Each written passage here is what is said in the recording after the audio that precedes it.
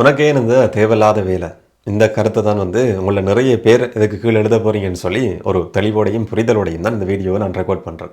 நீயும் விஜயோட ஒரு தீவிரமான ரசிகன் தானே, உனக்கு மற்றவங்களுக்கு இடையில வித்தியாசம் கிடையாது, நீயும் ஒரு தற்கொரியான்னு சொல்லி கூட சில நேரங்களில் சிலர் கேள்வி கேட்பீங்கன்னு சொல்லி நான் நினைக்கிறேன். இல்லாட்டி நீ நாம் தமிழர் கட்சியில தீவிரமான ஆதரவாளனா, சீமாண்ட தம்பி தானா நீ என்று சொல்லி கூட சிலருக்கு ஒரு சந்தேகம் இருக்கும். இல்லாட்டி ஏடிஎம்கே டிஎம்கே இந்த கட்சியில ஆதரவாளனா இருக்கிற ஒரு நபரா, உனக்கு வாக்குரிமையும் கிடையாது, ஓட் பண்ண போற நபரும் கிடையாது, அப்ப எதுக்காக இதை பற்றி நாங்கள் அலட்டிக்கொள்ள வேண்டியிருக்குன்னு சொல்லி உங்களை சிலர் என்கிட்ட கேள்வி கேட்கலாம்.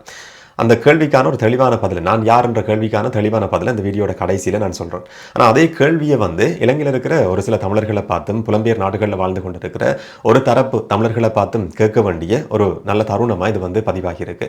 2026 தமிழக சட்டமன்ற தேர்தல் வாக்களிப்பு முடிவுக்கு வந்திருக்கு. இன்னும் ஒரு சில நாட்களில் முதலமைச்சர் யார் என்ற கேள்விக்கான உத்தியோகபூர்வமான பதில் கிடைக்க போகுது. சீமானா இல்லாட்டி விஜயா சொல்லி எங்களுக்குள்ள நிறைய பேர் அடிச்சு கொள்ற மாதிரி அந்த கேள்விக்கான ஒரு பதில் கிடைக்க போகுது. இல்லாட்டி இதுவரைக்கும் 70 வருஷங்கள் ஆட்சி செய்து கொண்டிருக்கிற டிஎம்கே இந்த தரப்பு மாறி மாறி ஆட்சி செய்த மாதிரி இந்த சந்தர்ப்பத்திலையும் இந்த ரெண்டு தரப்புல ஒரு தரப்பு தான் முதலமைச்சர் பதவியை பெற்றுக்கொள்ளுமான்றதை நாங்கள் பொறுத்திருந்து பார்க்கலாம்.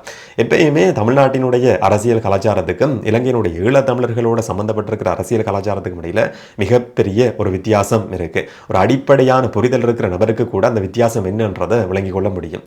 இன்னும் வெளிப்படையா சொல்ல போனா, நாங்கள் காசு வாங்கி கொண்டு வாக்களிக்கிற ஒரு பிற்போக்கமான சமூகமா இதுவரைக்கும் இருந்தது கிடையாது. இதுக்கு பிறகு இருக்க மாட்டோம் என்ற ஒரு நம்பிக்கை எனக்குள்ள இருக்கு. ஆனா இப்ப நடக்கிற ஒரு சில சம்பவங்களை பார்க்கிற நேரத்தில் தமிழ்நாட்டில் நடக்கிற அதே மாதிரியான அரசியல் கலாச்சாரம் என்றது எப்படி இந்த அளவுக்கு ஆழமா எங்களுடைய தமிழர்கள் மத்தியில் ஊடுருவ ஆரம்பிச்சிருந்ததுன்னு சொல்லி கற்பனை கூட செய்து பார்க்க முடியாமல் இருக்கு. இதுவரைக்கும் இலங்கையில் நடந்த தேர்தல்களில் தமிழ் தேர்தல்கள் இருக்க முடியும், பாராளுமன்ற தேர்தல்கள் இருக்க முடியும், தமிழ் வேட்பாளர்கள் களமிறக்கப்பட்ட தேர்தல்களாக இருக்க முடியும், இல்லாட்டி ஒரு சிங்கள வேட்பாளர் களமிறக்கப்படுற ஜனாதிபதி தேர்தல் இருக்க முடியும். மாற்று கருத்துக்கள் இருந்தது, மாறி மாறி சில கருத்துக்களை முன்வச்சிருக்கிறாங்க, அதை பற்றின மீம்ஸ் வந்திருக்கு, சோசியல் மீடியா பதிவுகள் வந்திருக்கு. ஆனால் ஒரு லிமிட் இருந்தது. ஆனால் இன்றைக்கு தமிழக சட்டமன்ற தேர்தல் சம்பந்தமா எங்களுடைய சோசியல் மீடியா பதிவுகள் எடுத்து பார்த்தீங்கன்னு சொன்னால் ஃபேஸ்புக் பதிவுகள் இருக்க முடியும், இல்லாட்டி டிக்டாக்ல போடப்படுற வீடியோக்கள் எடுத்து பார்க்குற நேரத்தில் சீமானா விஜயா சொல்லி மிகப்பெரிய ஒரு போரை நடந்து கொண்டிருக்கு. இதுக்காக இந்த மாதிரியான அருவருப்பான கருத்துக்கள் எல்லாம் பதியப்படுது. ஏன் எங்களுக்குள்ள இந்த மாதிரி அடிச்சு கொள்ள வேண்டி இருக்கு? எங்களுடைய பிரதிநிதியாவோ தலைவராவோ சீமானையோ விஜயோ ஏற்றுக்கொள்ள வேண்டிய அவசியம் என்ன? இதுல அலட்டி கொள்றதுக்கு நாங்க பெருசா இந்த அளவுக்கு ஒரு போராட வேண்டிய, இல்லாட்டி எங்களுக்குள்ள நண்பர்களுக்குள்ளேயே மோதிக்கொள்ள வேண்டிய அவசியம் என்னன்ற ஒரு கேள்வியை தான் நிறைய பேரை பார்த்து முன்வைக்க வேண்டியிருக்கு. தமிழ்நாட்டில் ஒரு ட்ரோல் மீம் கலாச்சாரம் என்றது ஒரு நபரையை இல்லாமாக்கிறது. விஜயகாந்த் சொல்லப்படுற ஒரு அரசியல்வாதியை இல்லாமாக்குனதுல இந்த மீம் ட்ரோல் அரசியல் கலாச்சாரத்துக்கு முக்கியமான ஒரு இடம் இருக்கு. ஒரு தனிநபர் மேல எந்த அளவுக்கு அருவருப்பா தாக்குதல் நடத்த முடியுமோ அவ்வளவு மோசமா அவருடைய உடல் சம்பந்தமா இருந்தாலும் சரி, பாடி ஷேமிங் பண்றதா இருந்தாலும் சரி, அவருடைய குடும்பம் சம்பந்தமா கதைக்கிறது வரைக்கும் அருவருப்பான ஒரு அரசியல் கலாச்சாரம் என்றது தமிழ்நாட்டில் நீங்க ஏற்றுக்கொண்டாலும் ஏற்றுக்கொள்ளாட்டியும், தமிழ்நாட்டில இருந்து யாராவது பாப்பீங்கன்னு சொன்னா நீங்க நம்பினாலும் நம்பாட்டியும் ஏற்றுக்கொண்டாலும் ஏற்றுக்கொள்ளாட்டியும் அந்த அருவருப்பான கலாச்சாரம் தமிழ்நாட்டை பொறுத்த வரைக்கும் இன்றைக்கும் இருந்து கொண்டிருக்கு. இதுக்கு முதல்லையும் இருந்திருக்கு. இலங்கையை பொறுத்த வரைக்கும் ஈழத்தமிழர்கள் மத்தியில் அந்த அளவுக்கு மோசமான ஒரு அரசியல் கலாச்சாரம் இதுவரைக்கும் இருந்தது கிடையாது. ஆனா இப்ப நடந்து முடிஞ்சிருக்கிற தமிழக சட்டமன்ற தேர்தல் சம்பந்தமா எழுதப்படுற பதிவுகள், போடப்படுற வீடியோஸை பார்க்கிற நேரத்தில் இந்த அளவுக்கு அருவருப்பான விதத்தில் எழுதக்கூடிய நபர்கள், இந்த அளவுக்கு அருவருப்பா ஒரு தனிநபர் மேல தாக்குதல் நடத்தி கதைக்கக்கூடிய அளவுக்கு ஈழத்தமிழர்கள் அந்த அளவுக்கு பிற்போக்கமான ஒரு சமூகமா எப்படி மாற்றப்பட்டிருக்கிறாங்கன்னு சொல்லி கொஞ்சம் ஆச்சரியப்பட வேண்டியிருக்கு. சீமான் எங்களுடைய பிரதிநிதியை ஏற்றுக்கொள்ள முடியுமா? எங்களுடைய தலைவரா அடுத்த தலைவர் என்ற நிலைமைக்கு ஒரு தரப்பு தமிழர்கள் கொண்டு போய் விட்டுருக்கிறாங்க. இதை எப்படி நியாயப்படுத்த முடியும் என்ற 2 விதமான கருத்துக்கள் நீண்ட காலமாகவே இருந்து கொண்டிருக்கு. எங்களுடைய தலைவராவோ பிரதிநிதியாவோ தமிழ்நாட்டில் இருக்கிற ஒரு நபரை கடைசி வரைக்கும் ஏற்றுக்கொள்ள வேண்டிய எந்த ஒரு தேவையும் கிடையாது. இன்னும் சொல்ல போனா எங்கட நாட்டுக்குள்ள இருக்கிற தமிழ் அரசியல் தலைவர்களே எங்களுடைய பிரதிநிதிகளா தலைவர்களா அந்த தகுதியோடு தான் இருக்கிறார்களா என்று சொல்லி ஒரு சந்தேகம் இன்றைக்கு வரைக்கும் இருந்து கொண்டிருக்கு. சந்தேகம் சொல்றதையும் விட அந்த அளவுக்கு தகுதியான ஒரு நபர், தமிழர்களினுடைய தலைவர் என்ற நிலைமைக்கு வரக்கூடிய ஒரு தலைவர் இலங்கையிலையும் கிடையாது, இல்லாட்டி புலம்பெயர் நாடுகளில் வாழ்ந்து கொண்டிருக்கிற தமிழர்கள் மத்தியிலையும் ஒட்டுமொத்த ஈழத்தமிழர்களுக்குமான ஒரு தலைவராவோ பிரதிநிதியாவோ ஏற்றுக்கொள்ளக்கூடிய ஒரு நபர் இதுவரைக்கும் எங்கேயுமே இல்லை. அப்படி யாராவது இருப்பாங்களா இருந்தா நீங்க கட்டாயம் அடையாளம் காட்டுங்க, அந்த நபருக்கு அங்கீகாரம் கொடுக்கலாம். ஆனா ஈழத்தில் இருக்கிற நபர்களை பொறுத்த வரைக்கும், இல்லாட்டி ஈழத்தமிழர்கள் புலம்பெயர் நாடுகளில் வாழ்ந்து கொண்டிருக்கிற ஈழத்தமிழர்களை பொறுத்த வரைக்கும் சீமானையோ விஜயோ எங்களுடைய அடுத்த பிரதிநிதி தலைவர்னு சொல்லி கொண்டாடுறதுக்காக, அதுக்காக அடிபட்டு கொள்ற, அதுக்காக போடப்படுற சோசியல் மீடியா பதிவுகளை பார்க்குற நேரத்தில் எவ்வளவு ஒரு மோசமான சமூகமாக நாங்கள் மாறி இருக்கிறோம், ஏன் இந்த அளவுக்கு நாங்கள் அடிச்சு கொள்ள வேண்டியிருக்கு சொல்ற ஒரு சந்தேகம் தான் எனக்குள்ள கடந்த ஒரு சில நாட்களாக இருந்தது. இலங்கையில் இருந்த ஒரு விதமான அரசியல் களம் வந்து இப்போ தமிழ்நாட்டில் கிட்டத்தட்ட ரெண்டையும் வந்து நேரடியாக ஒப்பிட முடியாது. ஆனால் தமிழ்நாட்டை பொறுத்த வரைக்கும் கிட்டத்தட்ட ஒப்பிடக்கூடிய ஒரு களம் இருந்து கொண்டிருக்கு. ஏன்னு சொன்னால் இதுவரைக்கும் 2 விதமான கட்சிகள் இலங்கை ஆட்சி செய்து கொண்டிருந்தது. அதுக்கு பிறகு கோட்டாபய ராஜபக்ச துரத்தி அடிக்கப்பட்டது. அனுரகுமார திசாநாயக்க ஜனாதிபதியானது தேசிய மக்கள் சக்தின்னு சொல்லப்படுற ஒரு கட்சி வந்து 3 விதமான வாக்குகளை மட்டுமே பெற்றுக் கொண்டிருந்த ஒரு அரசியல் கட்சியினுடைய தலைவர் வந்து ஜனாதிபதியாக தெரிவு செய்யப்பட்டிருந்ததுன்னு சொல்லி ஒரு புதிய கட்சிக்கு இல்லாட்டி அது வரைக்கும் ஆட்சிக்கு வராத ஒரு கட்சிக்கு வந்து சந்தர்ப்பம் கொடுக்கப்பட்டிருந்தது. இதுக்கு பின்னால சொல்லப்பட்ட 2 விதமான தத்துவங்கள் இல்லாட்டி 2 விதமான விஷயங்கள் இருந்தது.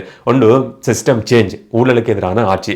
இந்த 2 கோஷங்களை முன்னிலைப்படுத்தப்பட்டு தான் இலங்கையில் வந்து ஆட்சி மாற்றம் கொண்டு வரப்பட்டிருந்தது. 2 கட்சிகள் தூக்கி எறியப்பட்டதுக்கும் மக்கள் ஒரு வெறுப்போட இதுவரைக்கும் இருந்த தலைவர்கள் எங்களுக்கு தேவை கிடையாது, ஒரு புது நபருக்கு வந்து நாங்கள் ஏன் சந்தர்ப்பம் கொடுக்க கூடாதுன்னு சொல்லி மக்கள் மத்தியில் உருவாகி இருந்த ஒரு விரக்தியும் அந்த ஆட்சி மாற்றத்தை கொண்டு வந்திருந்தது.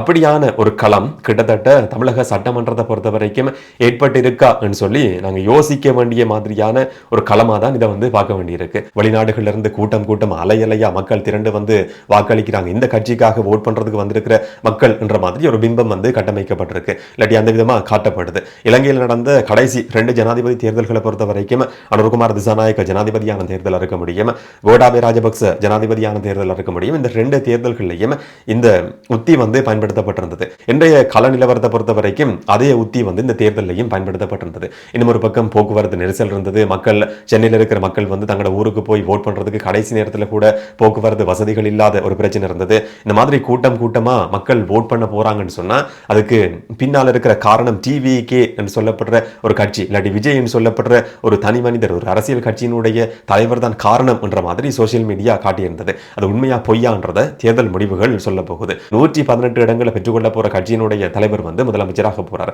அது சீமானா, விஜயா, இல்லாட்டி திரும்பவும் திமுக ஆட்சிக்கு வரப்போகுதா, இல்லாட்டி ஏடிஎம்கே ஆட்சிக்கு வரப்போகுதான்றத தேர்தல் முடிவுகள் சொல்லட்டும். ஆனா இந்த தேர்தல் முடிவுகள் தமிழ்நாட்டு மக்களுக்கு தான் முக்கியமானது.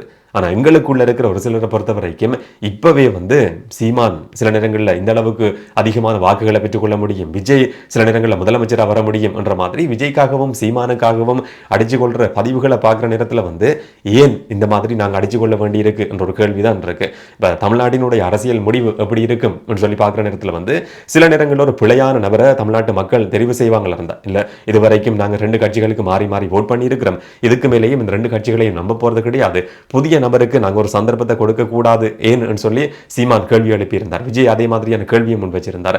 இந்த கேள்விக்கு பதில் சொல்ற மாதிரி அதை நம்பிக்கொண்டு தமிழக மக்களும் வந்து வேறொரு நபருக்கு 3ஆம் தரப்புக்கு வந்து ஒரு சந்தர்ப்பத்தை கொடுப்பாங்களா இருந்தா அது சில நேரங்களில் ஒரு பிழையான தெரிவா இருந்தா கூட அது அந்த மக்களோட சம்பந்தப்பட்டிருக்கிற ஒரு விஷயம். அவர்களை ஆளப்போர் அந்த தலைவர் யாருன்னு சொல்லி அந்த மக்களோட நேரடியாக சம்பந்தப்பட்டிருக்கிற விஷயம் சம்பந்தமா நாங்கள் எதுக்காக எங்களுக்குள்ள இந்த அளவுக்கு அலட்டிக்கொள்ள வேண்டியிருக்கு, நாங்கள் எதுக்காக தனி மனித தாக்குதலில் ஈடுபட வேண்டியிருக்கு, எங்களுக்குள்ள நாங்கள் ஏன் அடைச்சு கொள்றோம், இன்னும் கீழே இறங்கி அருவருப்பான விதத்தில் கருத்துக்களை சொல்லக்கூடிய அளவுக்கு நாங்கள் தமிழ்நாட்டு அரசியல் கலாச்சாரத்துக்குள்ள ஏன் இந்த அளவுக்கு ஆழமாக போயிருக்கிறோம் என்றுதான் எனக்குள்ள இருக்கிற ஒரு ஆதங்கமும் ஒரு கேள்வியும் கூட. இப்போ உங்களுக்கு ஒரு கேள்வி இருக்கு, இதெல்லாம் சொல்ற நீ வந்து ஒரு நடுநிலைவாதியாக காட்டிக்கொள்றதுக்கான முயற்சியில் ஈடுபட்டு கொண்டிருக்கிறிய, நீ என்ன பெரிய அரசியல் விமர்சகரா இல்லாட்டி நீயும் ஒரு தற்கொரியா தமிழக வெற்றி கழகத்தினுடைய ஆதரவாளனா விஜய் ரசிகனா சொல்லி ஒரு கேள்வி இருக்கும், இல்லாட்டி நாம் தமிழர் கட்சியினுடைய ஆதரவாளனா சீமாண்ட தீவிரமான ஒரு பக்தனா இல்லாட்டி சீமானுடைய தம்பியா நீன்னு சொல்லி கூட உங்களை சில நேரங்களில் கேள்வி கேட்க முடியும். தனி மனித தாக்குதல் கூடாது, ஒருவருடைய குடும்பம் சம்பந்தமாகவும் இல்லாட்டி அருவருப்பா கதைக்கக்கூடிய விதத்தில் வந்து ஒருவரை விமர்சிக்கிற சந்தர்ப்பத்திலையும் ஒரு லிமிட் இருக்கணும் சொல்லி விரும்புகிற ஒரு நபராக வந்து இந்த வீடியோவை நான் போடலாம்னு சொல்லி நினைச்சேன். அதுக்காக தான் அதை பற்றி கதைக்கணும்னு சொல்லி நான் விரும்பினேன். இன்றைக்கு கூட வாக்களிச்சதுக்கு பிறகு சீமான் வெளியில் வர்ற சந்தர்ப்பத்தில் தன்னை எதிர்த்து போட்டியிட்ட ஒரு நபர் வேட்பாளர் வர்ற சந்தர்ப்பத்தில் வந்து எப்படி தார தழுவி கொண்டார்ன்றதை இன்னைக்கு நியூஸ்ல பார்க்க முடிஞ்சுது. நான் பக்கத்தில் இருந்த இன்னும் ஒரு நபருடைய முகபாவனையை வந்து அவர் சீமானுக்கு எதிராக சீமானுக்கு பக்கத்தில் இருந்து கொண்டே அரசியல் செய்து கொண்டிருக்கிறார்ன்றதை அந்த முகமே வெளிப்படுத்தி இருந்தது. அந்த மாதிரியான நபர்கள் எல்லாம் இருக்கக்கூடிய அதை கேள்வி கேட்க கூட நாங்கள் முன் வராத சந்தர்ப்பத்தில் வந்து எப்படி ஒரு நாகரிகமான அரசியலை பற்றி நாங்கள் கதைக்க முடியும், இல்லாட்டி இந்த 2 தரப்பு சம்பந்தமா வந்து நாங்களும் அங்க இருக்கிற நபர்கள் மாதிரி அடிச்சு கொள்வோமா இருந்தால் அவர்களுக்கும் எங்களுக்கும் இடையில் இந்த விதமான வித்தியாசமும் கடைசி வரைக்கும் இருக்க போறது கிடையாது. ஒரு கட்டமைக்கப்பட்ட சமூகமா நாங்கள் இருந்திருக்கோம் சொல்லி வெளி உலகத்துக்கு காட்டப்பட்டு வந்த பின்புலத்தில் இன்றைக்கு தமிழக சட்டமன்ற தேர்தல் சம்பந்தமா எங்களுக்குள்ள நாங்கள் அடிச்சு கொள்ற விதத்தை பார்க்குற நேரத்தில் வந்து இவ்வளவும் தானா நாங்கள் என்ற கேள்வி தான் எனக்குள்ள சில நாட்கள் ஓடிக்கொண்டிருந்தது. அந்த ஆதங்கத்தை வெளிப்படுத்துறதுக்காகத்தான் இந்த ஒரு வீடியோ. நான் யாருடைய தற்குறியும் கிடையாது, யாருடைய பக்தனும் கிடையாது. நாகரீகமான விதத்தில் விமர்சனங்கள் இருந்தாலும் முன்வைக்கப்படணும்னு சொல்லி விரும்புகிற ஒரு சாமானியனா இந்த வீடியோவை, இந்த கருத்தை உங்களோட பகிர்ந்து கொள்ளலாம்னு சொல்லி நினைச்சேன். அதுக்காக தான் இந்த ஒரு வீடியோ. இதை பற்றி நீங்கள் என்ன நினைக்கிறீங்கன்றதை நாகரிகமாக முடிஞ்சால் கமெண்ட்டில் சொல்லுங்கள். இன்னும் ஒரு வீடியோவில் இன்னும் ஒரு தகவலோட சந்திக்கலாம். வணக்கம்.